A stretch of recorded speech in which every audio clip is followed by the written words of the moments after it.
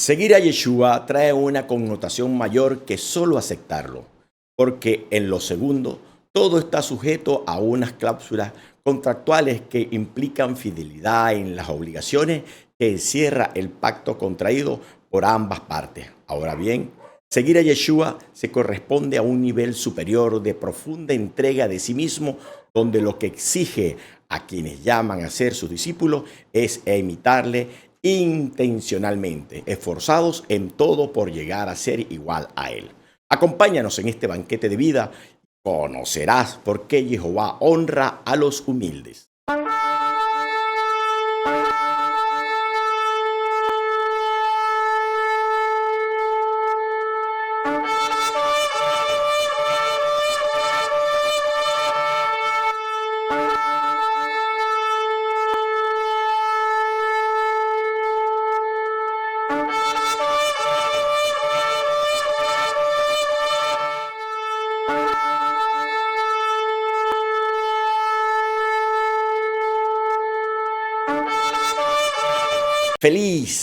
Feliz y bendecido día tengan todos ustedes, preciosos, gemas invaluables para el reino de Jehová Dios y su justicia. La gracia, la paz, el amor, la unción, la sabiduría, la ternura del amor del Padre acampa a su alrededor y los mantiene y sostiene a salvo en este Shabbat de delicia. Tenemos esta cita para tener una comunión con este banquete de vida que el Padre de la Gloria nos tiene reparados para compartir con sus hijos que le aman y guardan un Shabbat de delicia en comunión con Él. Preciosos reyes amados, miren, para comprender la enseñanza del banquete de vida de hoy, es necesario saber que se requiere en el tiempo de Yeshua para ser un discípulo. Primero, debían ser estudiantes destacados de las Escrituras. Segundo, tomar la decisión de seguir a un rabino por siempre. Por ello Yeshua dijo, si alguno viene a mí y no aborrece a su padre, madre y mujer e hijo, y hermanos y hermanas, y aún también su propia vida, no puede ser mi discípulo. Y el que no lleva su cruz, viene en pos de mí, no puede ser mi discípulo. Eso está en Lucas capítulo 14 del 26 al 27. Tercero, ser aceptado por un rabino, quien evaluaba que fuera un candidato elegible. El joven rico fue llamado para el discipulado. Jesús fijó su mirada en él, le tomó cariño y le dijo, solo te falta una cosa. Vete, vende todo lo que tienes y reparte el dinero entre los pobres. Tendrás un tesoro en el cielo. Después, ven y sígueme. Está en Marcos capítulo 3, verso 21. Pero no pudo cumplir con ese requerimiento fundamental porque amó más su dinero. Él no estaba dispuesto a dejarlo todo por seguir al maestro. Ahora podemos comprender el por qué llamó tanto la atención de los religiosos de la época el ministerio de Yeshua, sus discípulos, y es que el reino de Dios funciona diferente al pensamiento de los hombres. Ya lo dice el apóstol Pablo en Primera de Corintios, capítulo 1, versos del 27 al 31. Dios ha elegido lo que el mundo considera necio para avergonzar a los sabios, y ha tomado lo que es débil en este mundo para confundir lo que es fuerte. Dios ha elegido lo que es común y despreciado en este mundo, lo que es nada, para reducir a la nada lo que es. Y así ningún mortal podrá alabarse a sí mismo ante Dios. Por gracia de Dios, ustedes están en Cristo Jesús. Él ha pasado a ser sabiduría nuestra, venida de Dios, y nuestro mérito y santidad, el precio de nuestra libertad. Así está escrito, el que se gloríe en el Señor. Y aunque para los religiosos de la época, los discípulos de Yeshua no llenaban los requisitos para hacerlo, pues sus evaluaciones solo eran totalmente carnales. Por ello, para reflejar a Yeshua como fieles discípulos, debemos vivir en constante humillación a su voluntad, en donde el término humillación es una palabra compuesta por la raíz hus, que viene de humano, de humus, significa producto hecho de lo bajo, de la tierra, y de la palabra milla, que es una unidad de longitud empleada para indicar distancia, y el sufijo sion implica movimiento, actividad, dinamismo, acción. Entonces, humillación consiste en caminar la distancia bajo sujeción al Creador de nuestras vidas.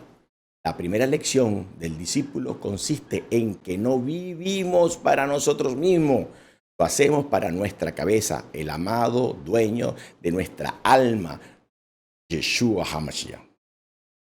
Fuimos rescatados por su sangre y ahora vivimos para hacer su voluntad. Ahora, teniendo claro todos estos términos, estudiamos entonces Lucas capítulo 14, en donde Yeshua nos revela dos enseñanzas extraordinarias. La primera enseñanza, la promoción nos viene de lo alto. Lucas capítulo 14, verso 1 y del 7 al 9. Un sábado, Jesús fue a comer a la casa de uno de los fariseos más importantes y ellos lo observaban. Jesús notó que los invitados trataban de ocupar los puestos de honor, por lo que les dijo: esta lección, cuando alguien te invite a un banquete de bodas, no escojas el mejor lugar. Puede ocurrir que haya sido invitado otro más importante que tú, y el que los invitó a los dos venga y te diga: deja tu lugar a esta persona. Con gran vergüenza tendrás que ir a ocupar el último lugar. Analicemos las costumbres para los banquetes en el tiempo de Yeshua sobre la distribución de los puestos durante las comidas, especialmente en grandes acontecimientos como en una boda, en donde la categoría y el prestigio de las personas se ven reflejados según donde se siente con respecto a la cabeza de la mesa. Es así como el hombre que era objeto de los mayores honores se ubicaba en la cabeza de la mesa y las demás personas de relevancia se sentaban bien cerca de él. Respetar este protocolo tenía suma importancia porque se podía deshonrar a alguien sentado en el puesto indebido. En muchos hogares había un cuarto en un segundo piso, siendo este cuarto donde los invitados de honor se les asignaba el lugar, y a los de menos honor en el piso más bajo en el nivel. El lugar de honor especial sería a la derecha del patrón, y el siguiente que le sigue, el de la categoría, sería el de su izquierda. Ya Santiago y Juan solicitaron esos lugares en el reino en Marcos capítulo 10, verso 35 al 37. A esto se acostumbraba, pero Yeshua aconseja a los invitados a tomar el último lugar. ¿Dónde quedaba colocado ese lugar? Era en el piso del nivel de abajo y muy cerca de la puerta. El huésped que tomaba ese lugar humilde podía ser invitado por el dueño de la casa a tomar un mejor lugar lejos de la puerta. Yeshua observó que algunos de los asistentes se afanaban por escoger los puestos más honrosos de la mesa. Siendo judíos religiosos, seguramente conocían Proverbio capítulo 25 del 6 al 7, que nos dice: no te hagas el importante delante del rey, ni te ubiques en medio de los grandes. Más vale que te digan: sube para acá, que verte rebajado en presencia del príncipe. Por lo que se los trae a memoria como una señal clara, porque no practican lo que ya saben. Hacemos esa pregunta: ¿por qué no practican lo que ya saben? Y la respuesta es clara. Solo el que es discípulo de Yeshua hace Shema de la palabra de Dios y vive la cultura del reino que ha hecho suya. Es por ello que la razón de la gran comisión es hacer discípulos de Yeshua HaMashiach, en donde el discípulo toma el yugo de su rabino, hace lo que él hace, habla lo que Él habla, camina como Él camina. La pasión del discípulo es ser como su rabino, y si lo hace bien, se convertirá en maestro que continúa con la extensión del reino. Quien vive la palabra de Dios conoce los fundamentos elementales regidos por la humanidad. El primero establecido en Juan capítulo 15, verso 16. Ustedes no me eligieron a mí, he sido yo quien los eligió a ustedes y los preparé para que vayan y den frutos, y ese fruto permanezca. Así es como el Padre les concederá todo lo que le pida en mi nombre. El discípulo sabe que no tiene esa posición por mérito propio, sino que ha obedecido el llamado de Yeshua, su cabeza legal. El segundo establecido está en Marcos capítulo 10, verso 40. En cuanto a sentarse a mi derecha o a mi izquierda, no me toca a mí concederlo, sino que esos puestos son para quienes han sido destinados. No se puede ser seguidor de Yeshua teniendo un espíritu de independencia. De hecho, en la comunión de los esposos, el engranaje solo es perfecto cuando el varón es la cabeza patriarcal y la mujer es el cuerpo maternal. Pretenden asignarse en un lugar para ser enaltecido. Se corresponde a una posición contraria a la humillación, que es el orgullo, que se define como la habilidad independiente de caminar bajo su propio yugo. Como mejor le convenga. No acepta corrección. No es un discípulo. Vive negando la existencia de Jehová Dios con su indiferencia a las enseñanzas de su palabra, siendo un autosuficiente que pretende experimentar a Jehová por medio de su parecer carnal. Preciosos, hemos sido llamados a ser discípulos de Yeshua HaMashiach y para reflejarle debemos atravesar corrección, direccionamiento, exhortaciones como el oro cuando es refinado y muchas veces hemos de ocupar lugares que no nos agradan. Ahora, un momento, imagina que el maestro te dice, retírate y ponte detrás de mí, Satanás. Quieres hacerme tropezar. Tus ambiciones no son las de Dios, sino las de los hombres.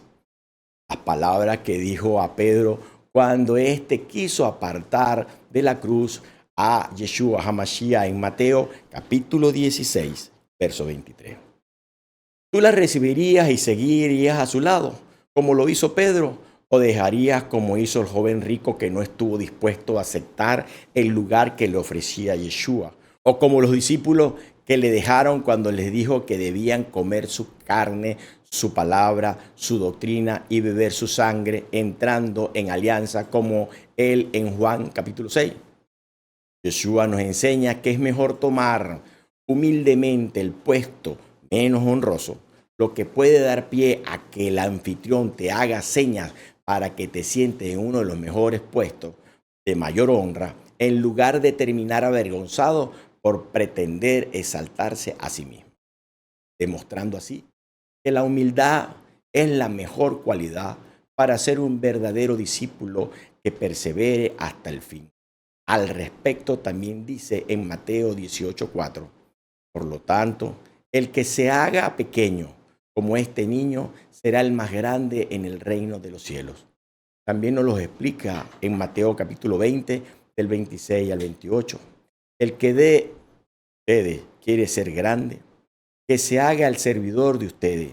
Y si alguno de ustedes quiere ser el primero entre ustedes, que se haga el esclavo de todos. Hagan como el Hijo del Hombre, que no vino a ser servido, sino a servir y dar su vida como rescate por muchos. Preciosos Reyes Santos, momentos de oír para obedecer, porque Yeshua nos va a dar una instrucción en los versos del 10 al 11. Al contrario, cuando te inviten, ponte en el último lugar y así cuando llegue el que te invitó, te dirá, amigo, ven más arriba.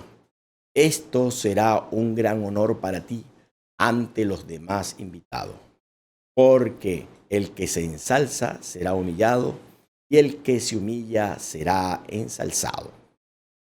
Discípulos, podemos estar tentados a creer que las obras de poder que se manifiestan a causa de nuestra predicación u oración de intercesión se manifiestan en virtud de nosotros, y no del reino glorioso y poderoso de Dios que anunciamos.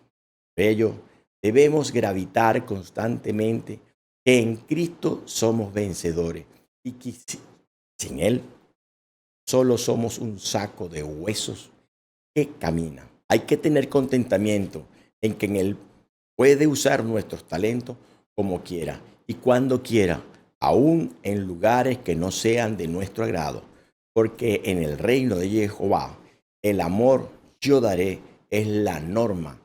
Quien quiera ser primero debe esforzarse en el temor de Dios para que sus obras de piedad traigan bendición a su vida, familia y prójimo. Nuestra mayor humillación consiste en buscar a Jehová en adoración, en el lugar secreto y ser obediente a sus mandamientos. Precioso, segunda enseñanza. ¿Quiénes son los invitados de honor? Veamos los versos del 12 al 14. Jesús dijo también al que lo había invitado: cuando des un almuerzo o una comida, no invites a tus amigos, hermanos, parientes o vecinos ricos, porque ellos a su vez te invitarán a ti y así quedarás compensado. Cuando des un banquete, invita más bien a los pobres, a los inválidos, a los cojos y a los ciegos. Qué suerte para ti si ellos no pueden compensarte, pues recompensa la recibirás en la resurrección de los justos. Los banquetes van más allá de una comida compartida, porque son ocasiones especiales que representan comunión, celebración y gozo en el Antiguo Testamento. Los banquetes tenían un significado religioso y eran considerados como una forma de adoración a Dios. Eran ocasiones en donde la gente se reunía para celebrar y agradar a Dios por sus bendiciones. Se ofrecían sacrificios y se compartía la comida en un ambiente de alegría y gratitud. Era costumbre romana adoptada por los judíos de la época, invitar a las personas adecuadas a la cena, con la expectativa de que actuarían con reciprocidad, en donde la mayoría convida a cenar siempre a los mismos invitados, que vienen una vez y luego pasan a ser los que invitan, y así sucesivamente. Lo que resulta cómodo y muy fácil de hacer si se invitan amigos, hermanos, parientes o vecinos ricos. Ya lo dice Yeshua en Mateo capítulo 5, del 46 al 47. Si ustedes aman solamente a quienes los aman, ¿qué mérito tiene? También los cobradores de impuestos lo hacen. Y si saludan solo a sus amigos, ¿qué tiene de especial? También los paganos se comportan así. Ahora Yeshua una vez más cambia el orden lógico carnal y redirecciona la invitación hacia otro grupo: los pobres, válidos, cojos y ciegos, que constituyen un grupo de personas al margen, a quienes se les prohíbe servir como sacerdote a causa de sus imperfecciones físicas, que son signo de carencia espiritual, de acuerdo con Levítico 21, del 17 al 23. Estamos llamados a llevar el mensaje de salvación a los necesitados, pues son los enfermos quienes necesitan un médico y no los sanos. Entonces, no se trata de suplir materialmente, más bien consiste en proveer la buena nueva de salvación que les equipa para salir de la desnutrición espiritual que padecen por estar alejados de Dios. Es entregar el mensaje de salvación que les da la posibilidad de pasar de maldición a bendición, de muerte a vida. En este sentido, se trata de dar el alimento espiritual que salva. Lejos de formar una ONG, Yeshua está enseñando que la reciprocidad es lo que el mundo espera como Él Manos van para que manos vengan, mientras que la llave del reino de Dios es yo daré, que es la senda de la hospitalidad sin la expectativa de recibir pago a cambio, porque es la generosidad que brota del corazón con el único propósito de agradar a Jehová Dios. A los que se mueven en la ley del amor, Yeshua les dice, tu recompensa la recibirás en la resurrección de los justos. Serán bendecidos y compensados en la otra vida, porque la paga para los justos no viene de los hombres, sino de Dios. Preciosos reyes amados, les invito a ampliar sobre el tema viendo la hermenéutica de las lecturas y para ellos el enlace se los dejo en la descripción aquí abajo. El problema del hombre es que busca por sus propios medios enaltecerse y sobresalir del resto, cuando nuestra mayor satisfacción debe estar en la opinión que Jehová Dios tiene de nosotros. Es por ello que Yeshua nos prepara para vivir en su reino, así como se prepara a alguien para vivir en un país extranjero y por ello se dedica a aprender su idioma y cultura. De la misma manera, debemos nosotros conocer el reino de Dios, que no es tener un pensamiento teórico, sino que es la práctica de los mandamientos del reino que conocemos. Además, cuando reconocemos la autoridad de Dios y vivimos bajo sus reglas, entonces su reino se hace presente en nuestras vidas y ya no es una esperanza futura. El verdadero discípulo es uno que refleja la esencia del Padre, que es amor y se une a su empresa de la salvación de las almas, proclamando la palabra libre de contaminación. Por ello, preciosos, debemos primero reflejar a Yeshua HaMashiach, que siendo Dios se humilló hasta la muerte en la cruz, para luego ser exaltado. Seguir su ejemplo no solo es un mandato, sino un camino hacia la verdadera grandeza en el reino de Dios. Segundo, hay que decirle no al crecimiento diario del yo, a la autosuficiencia y reconocer que para vivir necesitamos del alimento de vida que proviene de Dios, que no podemos hacer absolutamente nada por nosotros mismos, sino que debemos acercarnos a Dios creyendo que existe y que recompensa a los que, como lo dice Hebreo 11:6. Tercero, debemos aprender a caminar bajo la voluntad de Dios para nuestras vidas en completa humildad, recordando que el orgullo es raíz de muchos males, como lo dice Proverbios 29:23. Tu orgullo hará que te humillen. El que es humilde alcanzará los honores. Proverbios capítulo 16, verso 18. Antes de la catástrofe está el orgullo y antes de la caída el espíritu altanero. Porque solo hay victoria en Yeshua HaMashiach. Amén, amén y amén. Preciosos Reyes Santos, recuerda darle me gusta, suscribirte, darle la campanita y comentar el mensaje, el minuto que más te impactó y compartirlo con todos y cada uno de tus contactos para que también conozcan la salvación. Amén, amén y amén.